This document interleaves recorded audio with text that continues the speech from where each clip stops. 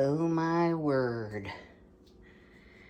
Y'all, lots and lots of tomatoes. So what are we gonna make today? I hope you'll stay tuned to find out.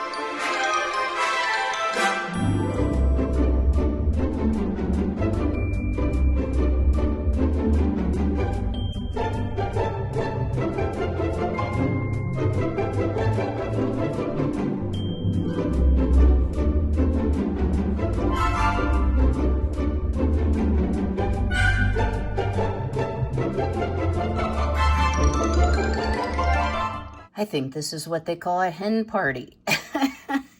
The girls don't like to get their feet wet when the dew is really heavy, so I just happened to look out, and there they all are, just a-clucking and having fun. Welcome, YouTube friends and family, to today's edition of the Wellness Homesteader.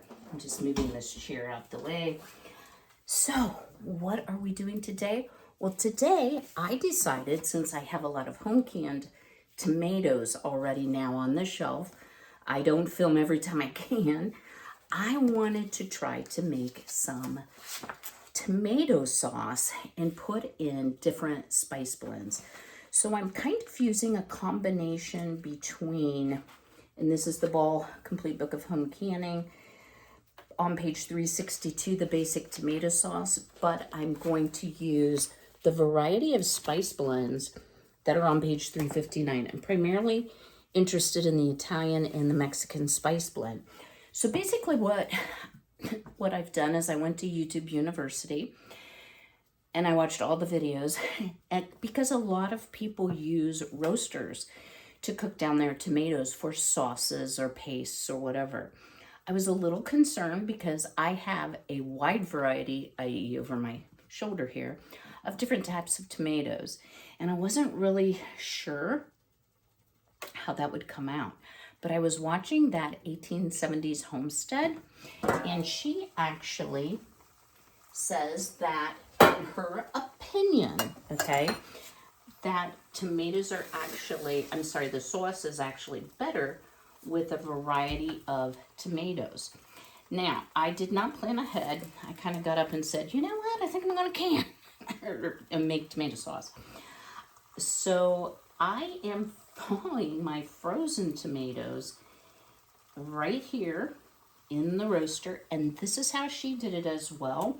She didn't have like complete thaw going on, so she called it slipping the skins, and then she just cooked them down, and I'm finding that that does work. Now, for my fresh tomatoes, if y'all see this, just slight, ouch, don't touch the edge. Circle problems. Yeah, this is super simple. She actually did her fresh tomatoes in the same way. These are still frozen enough that I should have cored them before I froze them, but I didn't. So, you know, I'll core them now.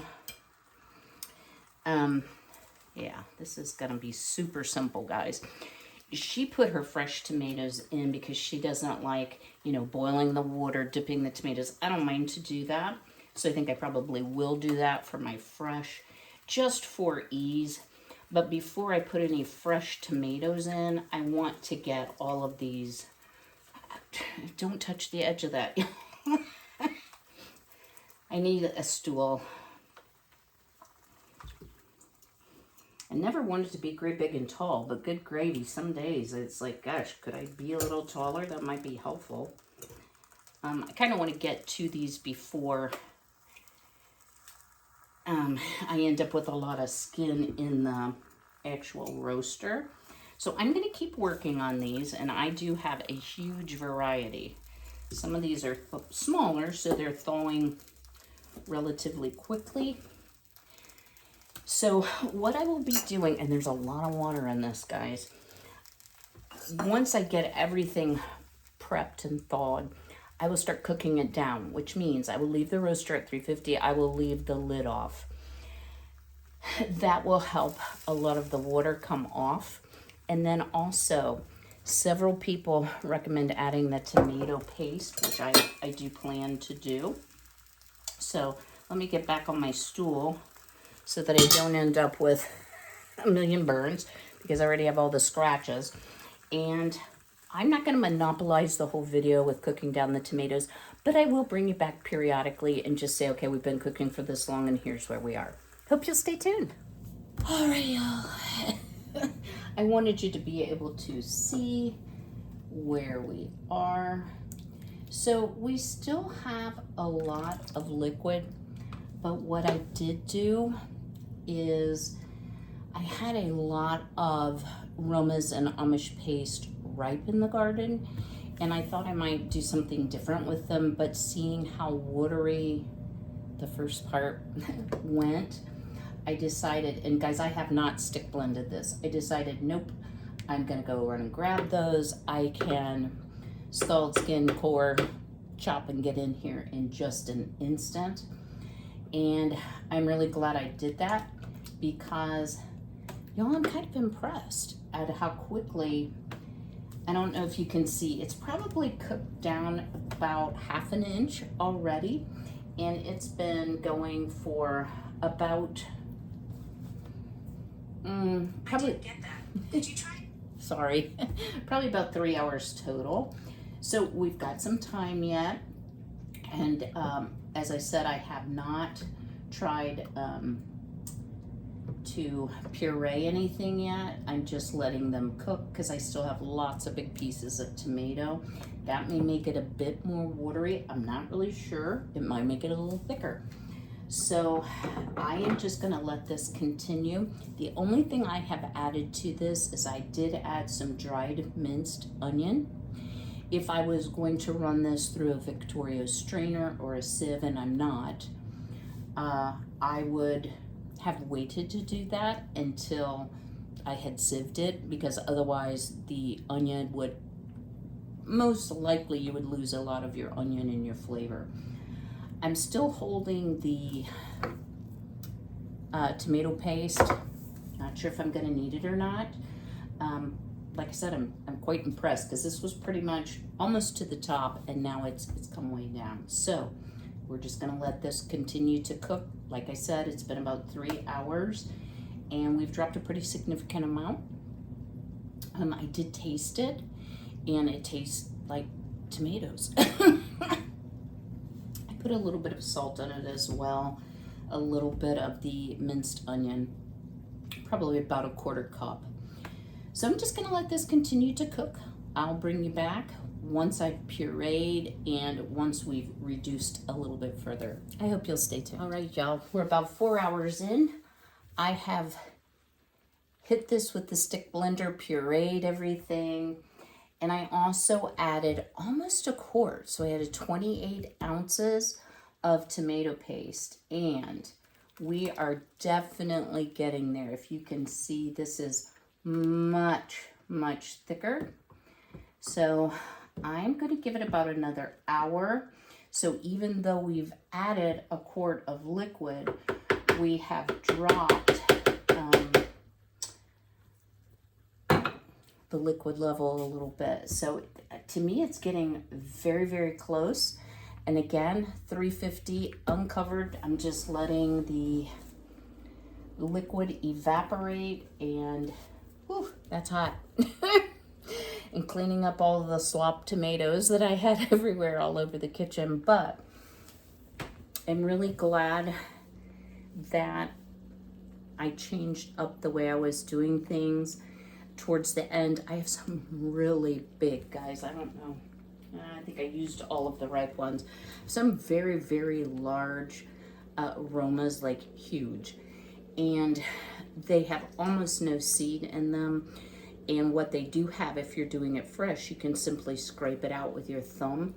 So that cut back on the liquid and really increased the paste quality or the sauce quality of what I'm cooking here. So I'm thinking maybe another hour or so, probably around lunchtime, we'll be ready to heat up the canner and start thinking about jarring some of this up. It's gonna take a few canner loads.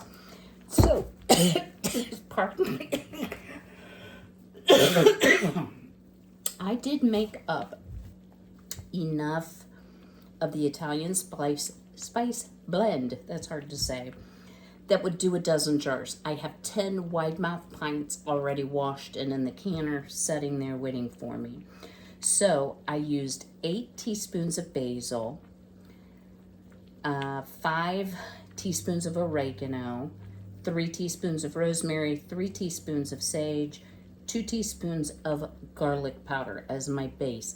Now it also calls for thyme. If you're using thyme for 12 jars, it's 4 teaspoons. I have thyme, guys. I don't care for it. You know, we all have our preferences, right? I may have gone a little heavier on the sweet basil because I had tons of it. So that individual spice mix will go into the jar. I have not made up any other spice mix like a chili base mix at all yet because I want to start out with this and just the length of time everything is going to take. This is a canning project that may well go until tomorrow. I kind of hope not. All right, y'all, stay tuned for a little more. Well, y'all, I think we've hit a sweet spot.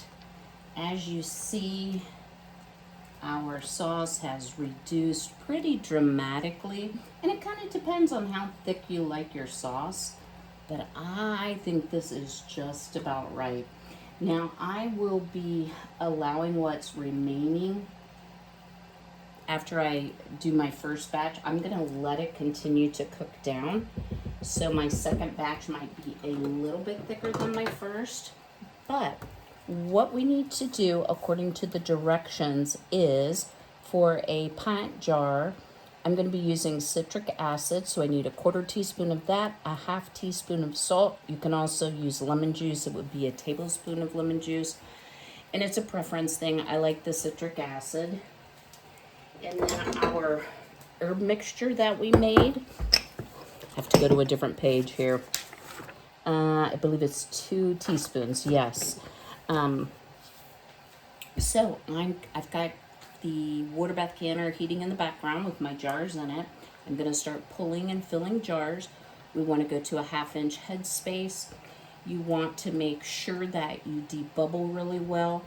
One of the things that 1870s Homestead said is that the herb mixture, if you put it in the bottom of the jar, you need to shake the jar good before you open it, that it settles out. So I'm going to try stirring it a little bit with a debubbler.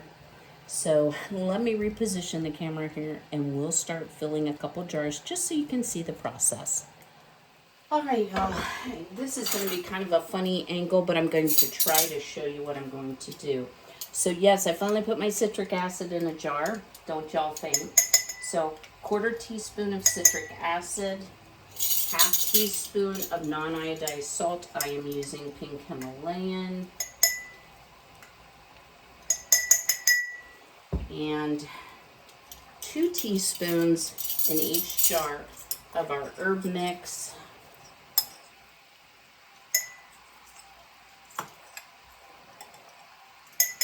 And y'all, I've tasted the tomatoes. They are delicious, but they're just tomato. Like there's not any real depth of flavor yet. So let's see how it is. Give this a good stir again. And this is gonna be messy, so don't judge my neatness quotient.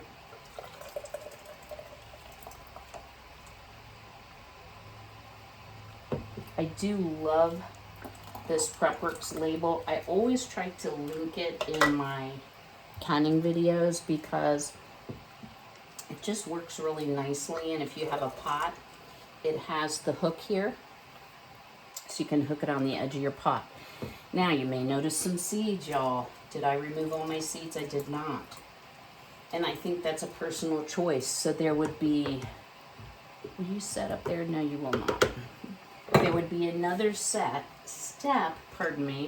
of running it through the Victoria strainer if you wanted all of your seeds out.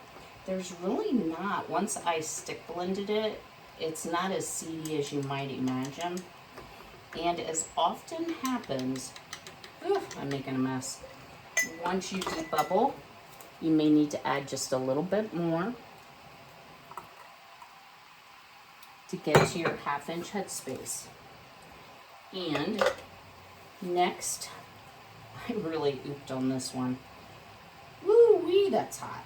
You want to go ahead and wipe your rims really well. Try not to dip your paper towel like I just did.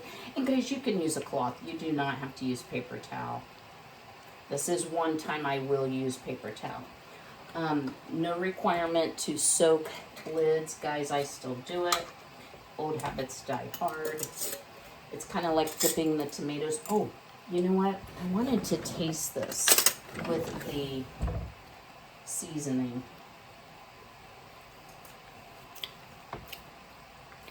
Ooh, wow. Tastes like spaghetti sauce. That is tasty, guys. Woo-wee, that's good. And you're going to have gracious plenty. So, I'm going to keep loading the canner. I'll let you know, like, how far down the I don't know why I keep wanting to call this a canner. The roaster is. And guys, if you're wondering, like, why didn't you wash the roaster? Trust me, I did. It is so old. This used to be my mother's. And it is very, very dirty from being stored in the barn at my parents' house. But I'm going to keep going. Stay tuned. All right, y'all. I could easily fit 9 wide mouth pints in my Ball Fresh Tech electric canner. I am going to put the 2 lids on, bring it up to a full rolling boil. Then I will start the processing time. Again, 1,000 feet or below, 35 minutes. So I will be processing at 40 minutes. Okay, y'all. This is what we look like now. So we are down by probably right at half. And so the next batch that I'll be making, I'm going to be doing quarts of chili starter. So I have mixed up the spice mix, and I had a little bit, guys, I must be kind of heavy-handed, a little bit left over from my pints, and because a lot of the ingredients are the same, I just went ahead and dumped it on top. So here's what you will need, and this is for a dozen jars. And whatever you have left, guys, you can jar it up and use it in your chili or whatsoever. I did 12 teaspoons or 4 tablespoons of chili powder, 4 teaspoons of cumin, 4 teaspoons of oregano, 4 teaspoons of garlic powder, and 4 teaspoons of coriander. And you'll use 2 teaspoons per pint. It says, so maybe like a heaping 2 for a quart.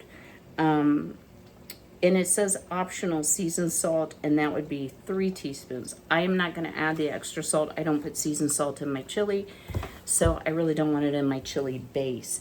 I have turned my roaster down to about 275-ish because it's really cooking away. I'm continuing to stir it frequently, guys. That's very important. And if you can hear in the background, my canner is about to come up to a full rolling boil. We can start the timing. Will this finish out all of the tomatoes as far as what's in the roaster? I don't know. So I do have some washed wide mouth pints, and I might do just some plain tomato sauce in case I want to try a new sauce recipe for a pasta that is tomato based. So I'm going to get a lot of goodness out of this.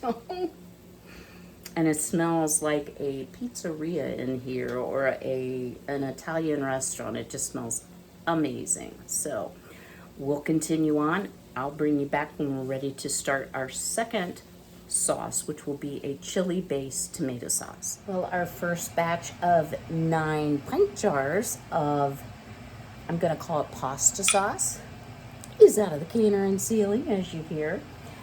I have turned the roaster, not the canner, down, because I felt like it was getting like too thick. That's a possibility. I was worried it wouldn't be thick enough. So I'm going to start here by giving it a good stir. Keep on with yourselves. In the canner, I have quart jars. So when you're doing tomato sauce in a quart jar, the processing time is 40 minutes adjusting for altitude, so it'll be 45 for me. And we will be adding half teaspoon of citric acid, 1 teaspoon of salt. I'll make it a scant teaspoon. And then, according to the directions for the the Mexican spice, it says 2 teaspoons per pint.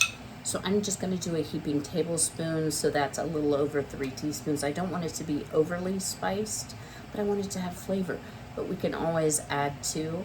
I am not using any like red chili flake or anything like that because, no, keep going. I'm just kidding. Depending on who I'm cooking for, I may or may not want it to be so spicy. So in the canner, I have my jars warming up.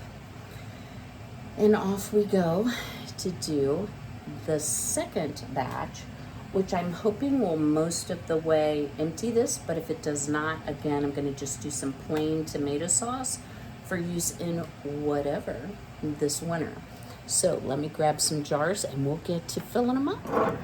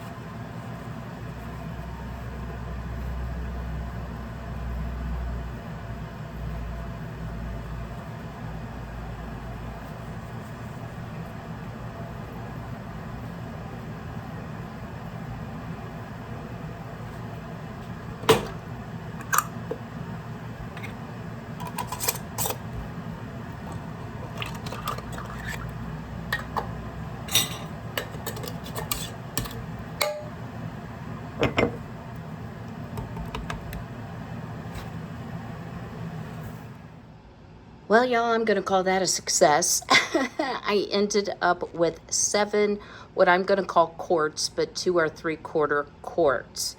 So it came out absolutely perfectly, and now I get to clean up all of the mess. Ta-da! So we ended up with 7 quarts of chili starter, I'm gonna call it. It's tomato sauce spiced for chili. You can add your beans and meat if you want, or whatsoever to it, but this is gonna make cooking a lot quicker. And we have 9 pints of pasta sauce. Again, could add onion, you could add different spices to it, you could add green pepper, you could add meat to it. So these are going to help me out this winter. Plus, I really wish I would have weighed all those tomatoes, because y'all, it was a lot. But everything has sealed except for, I think, one, and I'm not gonna touch it because it's still hot. The kitchen's all tidied up except for the roaster will need to soak probably overnight, and then once the canner cools down, I'll be able to wash that and put it away. So a very productive day today. Don't say the word tomato to me for a little bit. So if you haven't already, do me a big favor, smash that like button, drop me a comment below. Have you ever made tomato sauce? And if so, what's your favorite spice combo? I thought about doing the Cajun, but I thought, you know what? This is primarily probably what I will eat. And I could always, you know, change it up a bit so it doesn't taste the same every jar that I open. So I will see you all again next week. But until then, you know what to do. Be well, be healthy, be blessed, and take care.